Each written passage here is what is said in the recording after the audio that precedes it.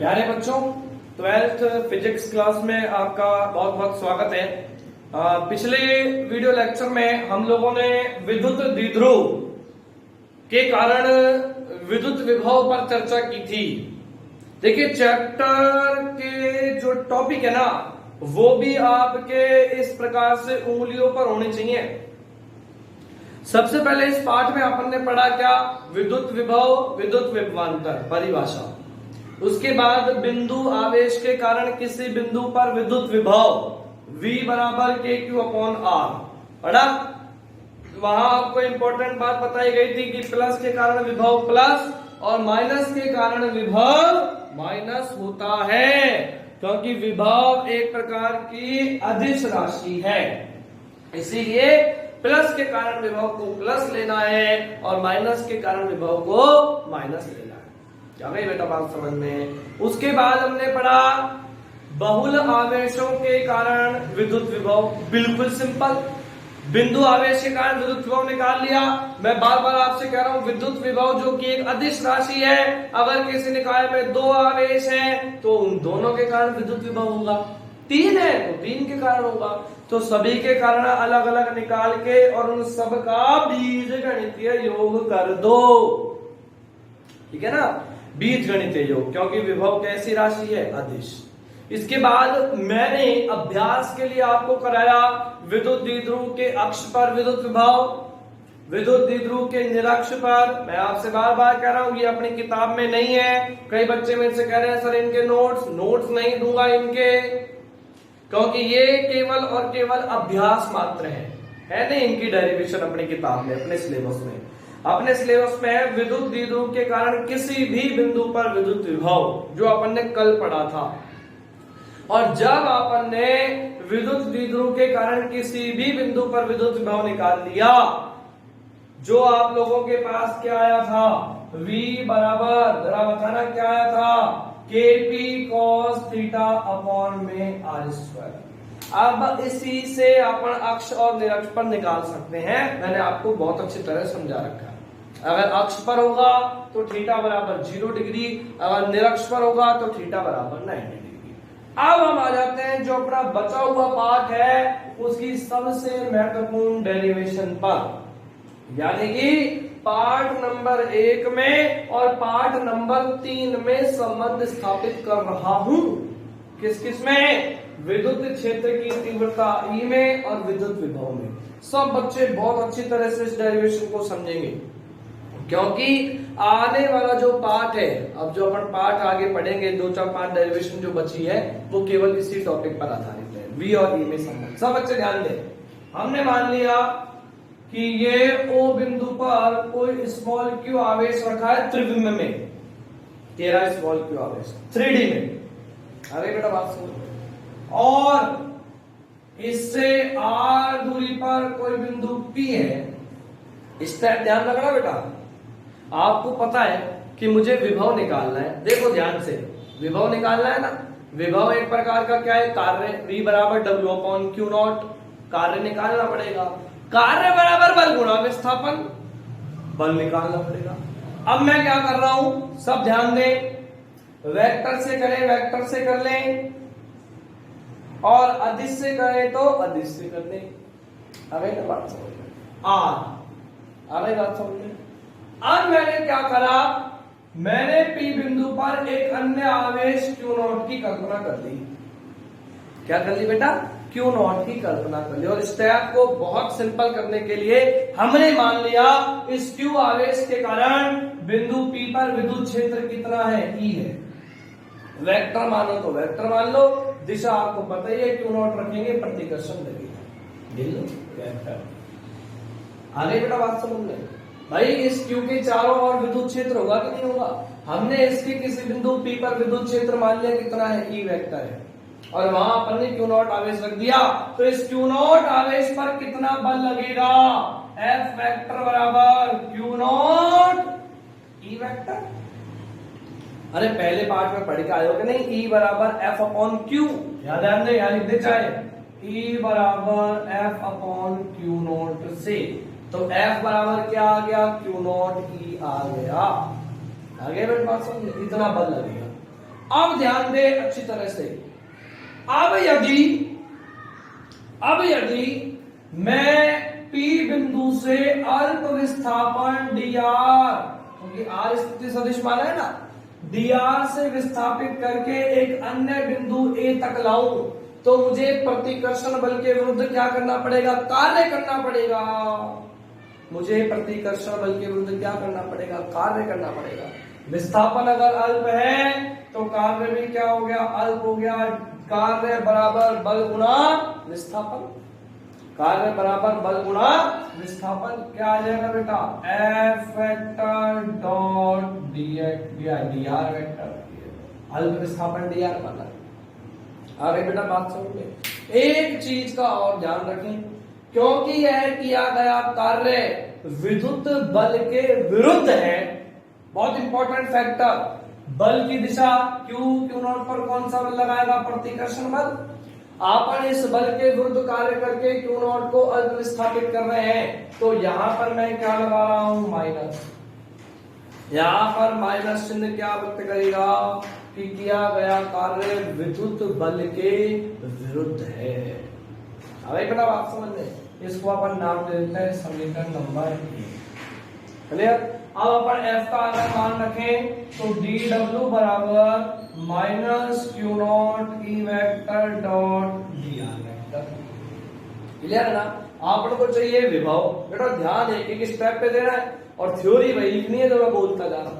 Q not को यहां ले आते हैं, dw अपॉन में Q नॉट बराबर minus E dot dr। Clear? और W अपॉन Q नॉट क्या बनता है? V। क्या लिखोगे यहां से? V बराबर W अपॉन Q नॉट से। अगर कार्य अल्प तो विभव क्या बन गया? dV बराबर माइनस E डॉट dr। अब मेरी बात को सुन ध्यान से। ये विभव तो क्या किया? अल्प विस्थापन P से A तक लाने में। अगर मुझे बिंदु P पर विद्युत विभव ज्ञात करना है, बिंदु P पर विद्युत विभव ज्ञात करना है, तो मैंने क्या कह रहा हूं? विद्युत विभव की परिभाषा से कहां से लाएगा? अनंत से। कहां लाएगा? R पर। कहां लाएगा? R पर। तो इस समीकरण को अपन नाम दे देते हैं 2। समीकरण 2 का कहां से कहां तक समाकलन करेगा? अनंत से R तक।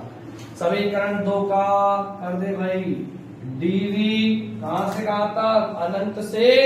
और R तक क्या कर दे बेटा? समाकलन अनंत से R तक इसका कर दे समाकलन। dV बराबर अनंत से R minus E dot dr।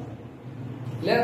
dV का समाकलन करेगा क्या आ गया? V बराबर minus E dot dr vector अनंत से R। ये लीजिएगा, ये हमारे पास आ गया विद्युत विभव तथा विद्युत क्षेत्र की तीव्रता में संबंध।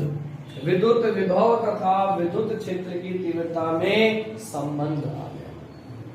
बिल्कुल सिंपल कंसेप्ट। एक बात चाहे तो दोबारा से देख लो।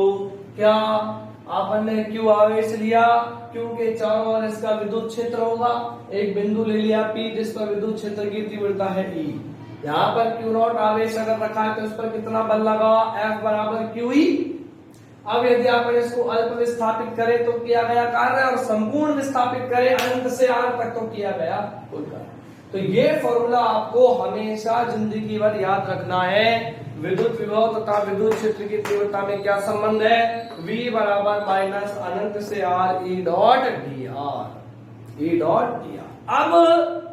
अब जो मैं आप लोगों को कराने जा रहा हूं वो कराने जा रहा हूं न्यूमेरिकल की दृष्टि से।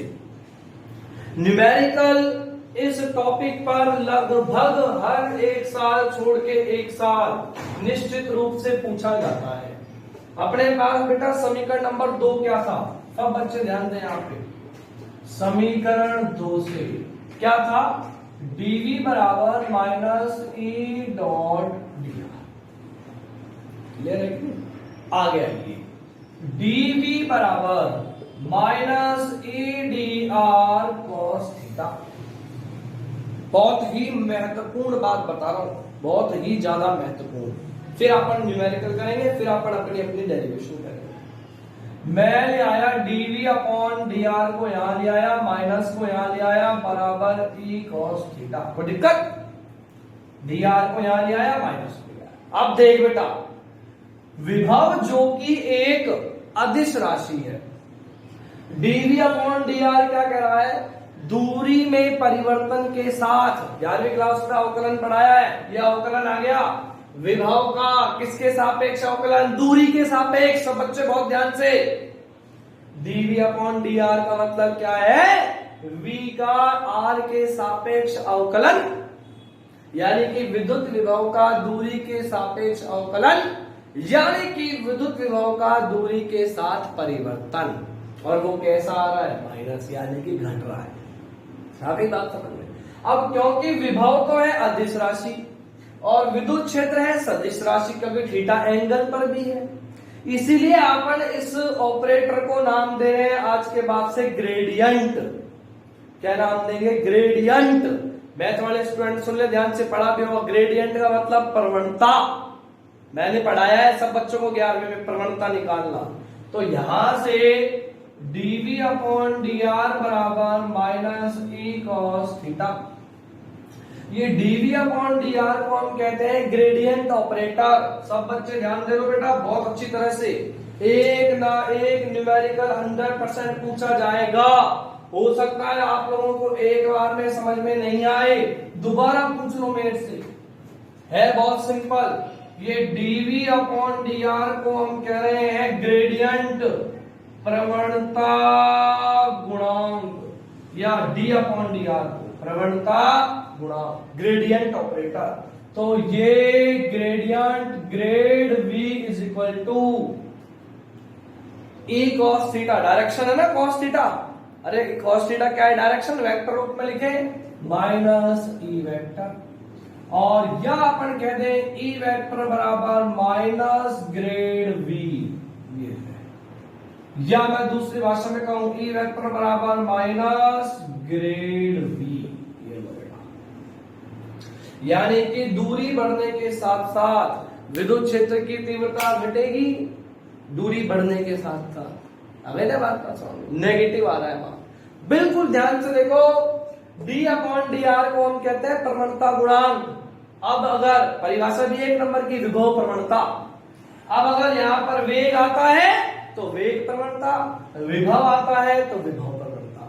और क्योंकि अपने पास d अपॉन dr को मुझे सदिश रूप में लिखना है, इसलिए मैंने इसको लिख दिया ग्रेड। सब बच्चे ध्यान दें, ग्रेड ऑपरेटर का मान क्या होता है? ग्रेड ऑपरेटर का बेटा ध्यान दोगे तो ही समझ में आएगा, नई चीज है आप लोगों के लिए, बार बार कह रहा हूं, वीडियो को बहुत अच्छी तरह से बार बार देखनी है।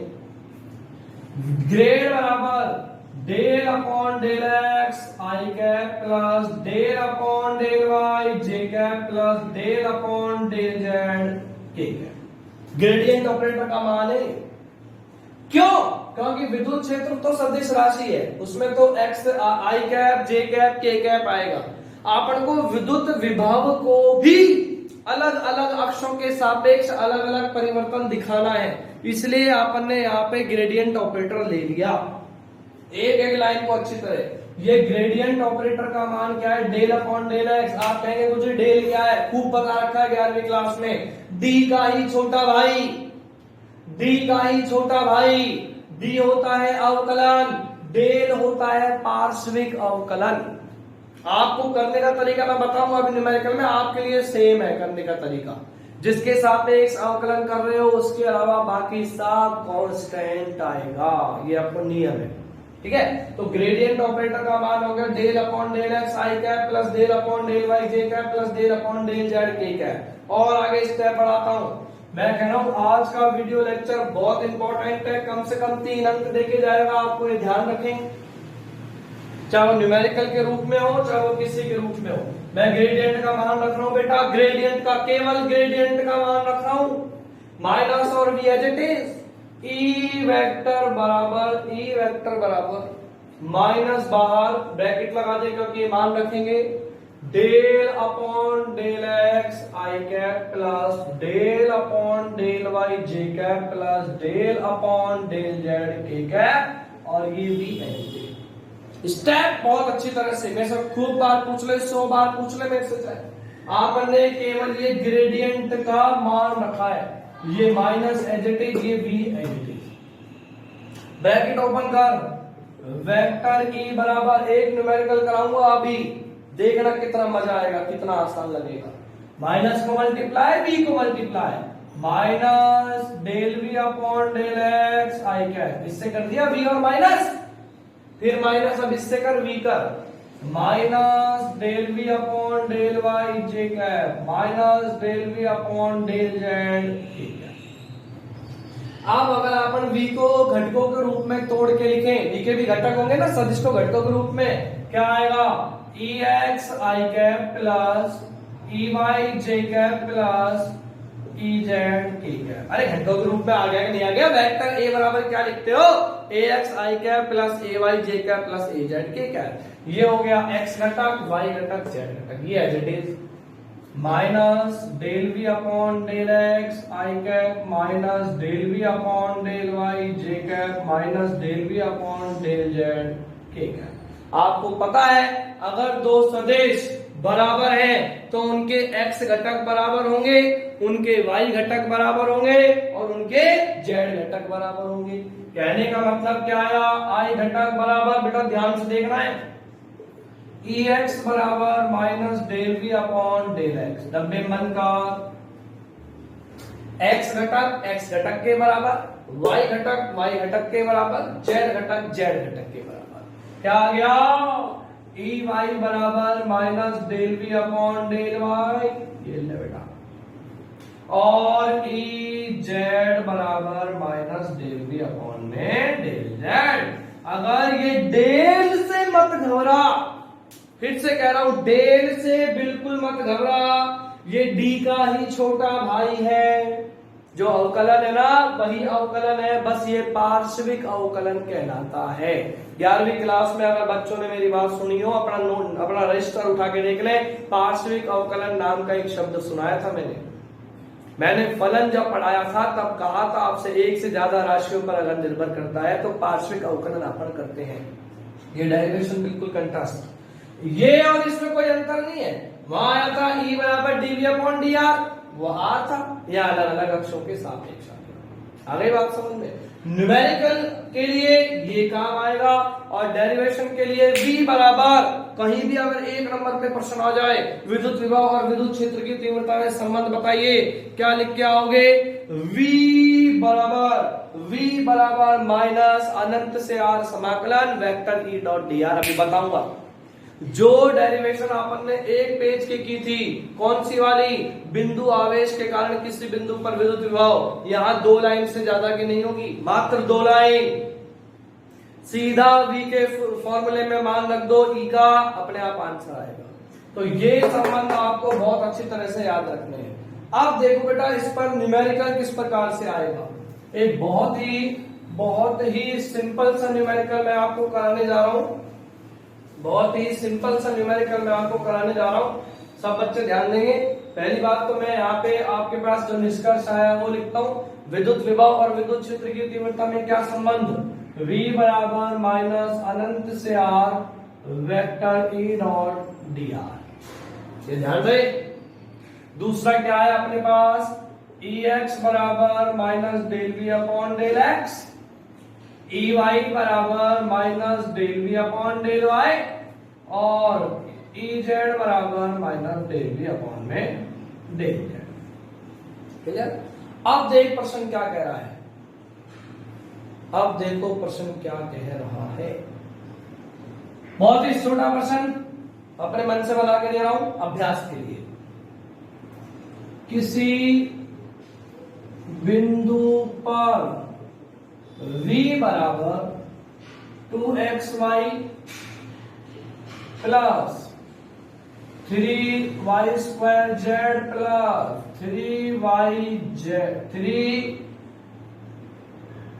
3xz वोल्ट दिया गया है। क्या कह रहा है प्रश्न कि किसी बिंदु पर जो विद्युत विभव है ना वो दे रखा है v बराबर 2xy plus 3y² plus 3xz volt. ये वोल्ट में बेटा v दे रखा है ना, बहुत अच्छी तरह समझ लेना। तो उस बिंदु पर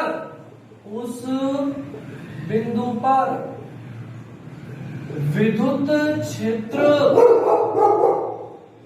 ज्ञात करें। तो उस बिंदु पर विद्युत क्षेत्र ज्ञात करें। कहने का तात्पर्य क्या हो गया? कहने का तात्पर्य क्या हो गया कि आपको किसका मान दे रखा है? v का, और निकालना किसका है? e का। पैटर्न देखना ध्यान से, पैटर्न देख लो ध्यान से। अलग अलग निकालेंगे ex, ey, ez। मैं आपको अच्छी तरह बता दूं, आपको पता है वेक्टर a बराबर ax i cap plus ay j cap plus az k cap. अपन क्या करेंगे? e के घटक निकाल लेंगे अलग अलग और फिर उनको सदिश रूप में लिख देंगे। कहने का मतलब सॉल्यूशन ex बराबर, बहुत अच्छी तरह ध्यान देना ना, पार्श्व का अवकलन कैसे कर रहा हूं? डेल v अपॉन में डेल x, सॉरी माइनस, गलती मत कर देना। ex बराबर minus del v upon del x, minus as it is del upon del x। v का मान 2xy plus 3y² plus 3xz। 11वीं क्लास में बहुत अच्छी तरह अवकलन कराए हैं, प्लस अलग अलग कर दो। तरीका देख, जिसके सापेक्ष अवकलन कर रहा है उसके अलावा बाकी सब कांस्टेंट। मैं केवल आज एक कराऊंगा, इस न्यूमेरिकल को वीडियो में देख के अपने आप करेंगे। किताब उठा लो, मेरे ख्याल से चैप्टर में 8 प्रश्न दे रखे हैं इस प्रकार के, क्योंकि एक ना एक प्रश्न हर एक साल छोड़ के एक साल आता ही है। ये ध्यान से सुन लेना मेरी बात को, हर एक साल छोड़ के एक साल आता है। इसलिए मैं केवल एक बात करा रहा हूं, बस ये ex आज का काम। कल इसी प्रश्न को दोबारा कंप्लीट मैं करा दूंगा, आज आप करेंगे। तो देख बेटा, x के सापेक्ष अवकलन करना है, x के अलावा बाकी सब कांस्टेंट, माइनस तो बाहर है ही, गलती नहीं कर देंगे। x के अलावा बाकी सब कांस्टेंट, 2y कांस्टेंट, x का अवकलन 1, ये लेंगे 1। अरे खुद का खुदी के सापेक्ष अवकलन कितना हो गया? 1 हो गया ने, प्लस x के अलावा बाकी सब कांस्टेंट, 3 भी कांस्टेंट, y² भी कांस्टेंट, z भी कांस्टेंट, कांस्टेंट का अवकलन 0, प्लस 3xz। किसके सापेक्ष अवकलन? x के सापेक्ष। कांस्टेंट क्या हो गया? 3z। x बचा, x का अवकलन क्या हो गया? 1। ये ले बेटा, इतना आसान कंसेप्ट है मैं कह रहा हूं। तो ex बराबर क्या आ गया? Minus 2y plus 3z। आगे कि नहीं? इसी प्रकार से ey निकाल, इसी प्रकार से ez निकाल, कान खोल के सुन ले। इसी प्रकार से ey, इसी प्रकार से ez। y निकालेगा तो अपॉन में डेल y के सापेक्ष अवकलन करना है, y के अलावा बाकी सब कांस्टेंट। और जब ex, ey, ez निकल जाएगा तो e वेक्टर बराबर ex i cap, ey j cap, ez।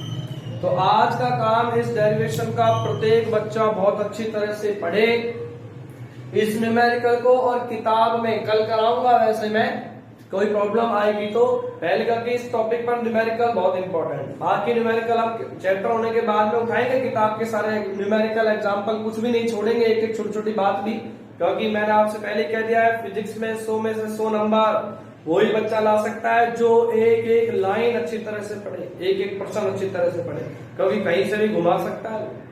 तो आज आपका काम ये डेरिवेशन, ये संबंध अच्छी तरह पढ़े। इस न्यूमेरिकल को किताब में 6-7 न्यूमेरिकल और है, उनको आप करें। क्लियर? कल इसी का अपन अभ्यास करेंगे। धन्यवाद।